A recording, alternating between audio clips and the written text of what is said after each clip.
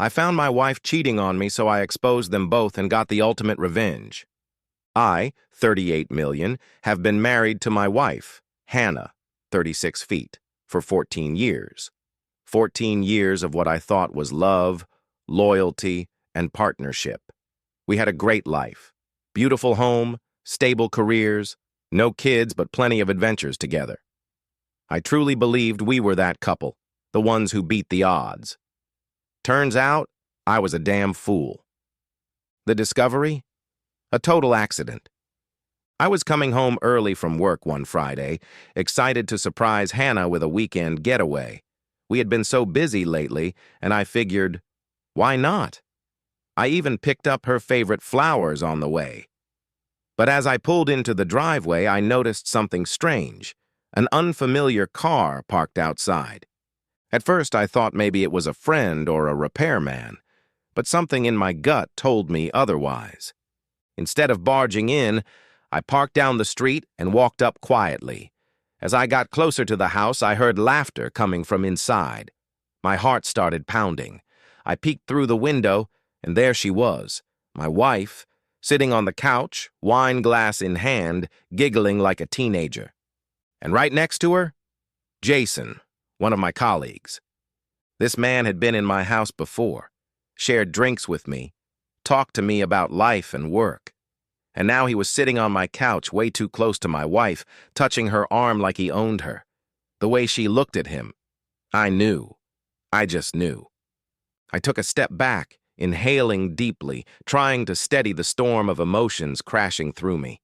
Betrayal, rage, sadness, they all fought for dominance, but one feeling slowly took control. Determination. I could have stormed in right then.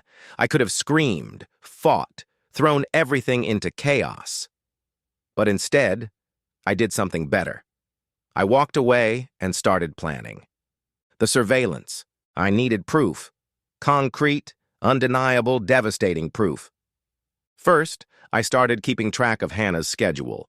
She had suddenly picked up a hobby of taking long evening walks and going on business dinners.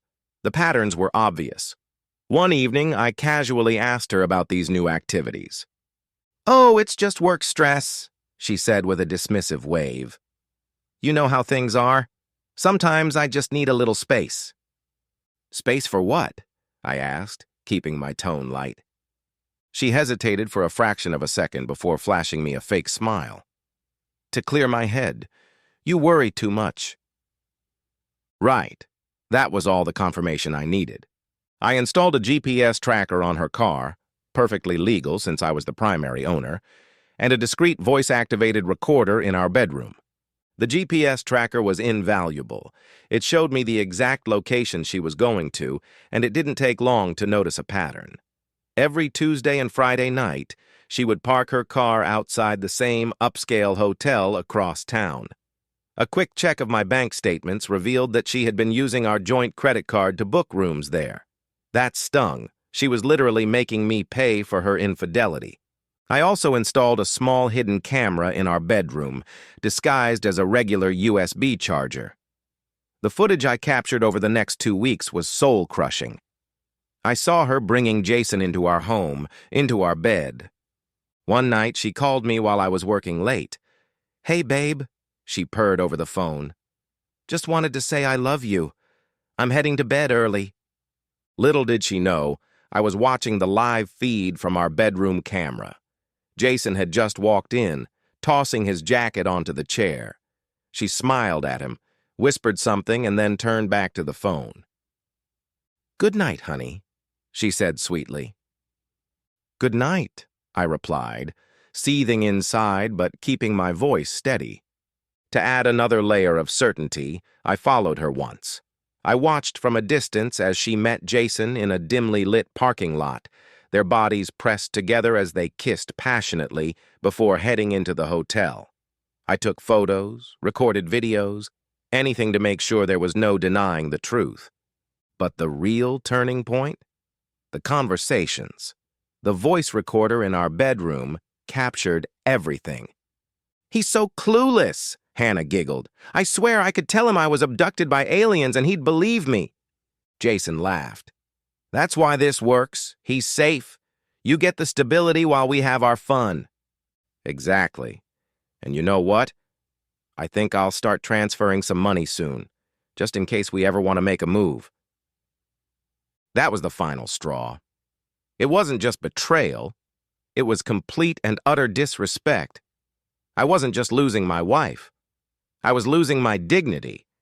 And I was not about to let that happen. The best part? Jason was also married to a wonderful woman named Sarah. And as fate would have it, Sarah and I were about to become allies. The setup. Once I had enough evidence, I reached out to Sarah. We met for coffee, and when I laid everything out, GPS data, recorded conversations, everything, her eyes filled with tears, but then hardened into steel. He said he was working late, she murmured, staring at a photo of Jason and Hannah in the hotel parking lot. All those nights, he was with her. I nodded. I want to make them pay. She met my gaze, a slow smile forming. Let's ruin them. Together, we crafted a plan. This wasn't just about confrontation. This was about public humiliation, financial devastation, and complete ruin. The execution. Sarah and I planned a double date. Yes, you heard that right. We invited our spouses out under the pretense of a casual dinner. But instead of just us four, we also invited some of Hannah's closest friends, Jason's co-workers, and both our families. The table was booked at a high-end restaurant, ensuring a very public setting. The night arrived. Hannah and Jason walked in, completely oblivious to the trap. They were all smiles, greeting people like nothing was wrong. But just as everyone was settling in, I stood up and tapped my glass.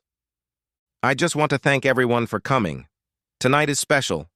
Tonight I get to celebrate two people who clearly couldn't stay away from each other. I turned to the projector we had set up, and then the slideshow began. First, GPS logs, then screenshots of their flirty texts, and finally, the cherry on top, a video recording of them in our bedroom, laughing about their affair. The restaurant fell into complete silence. Hannah's face drained of color. Jason stammered, looking like a trapped animal. Sarah, on the other hand, was thriving in the chaos, watching her soon-to-be ex-husband squirm. The real destruction began in the days that followed. Hannah lost everything. Jason lost his job. Their reputations shattered. And the final touch? They lost each other. Meanwhile, Sarah and I moved on with our lives, and for the first time in a long time, I finally felt free. Hannah lost everything. She reached out multiple times, sending desperate messages about how she had made a mistake and wanted to fix things. I ignored every single one. Jason, once a respected businessman, was now jobless, friendless, and alone. Meanwhile, Sarah and I moved on with our lives. She focused on herself, rebuilding from the ashes of her failed marriage. We stayed in touch, though it never turned romantic. For me, I finally found peace. No more lies. No more betrayal. Just a new beginning, free from the toxicity of my past. I could have just walked away quietly. But why do that when you can watch the guilty burn?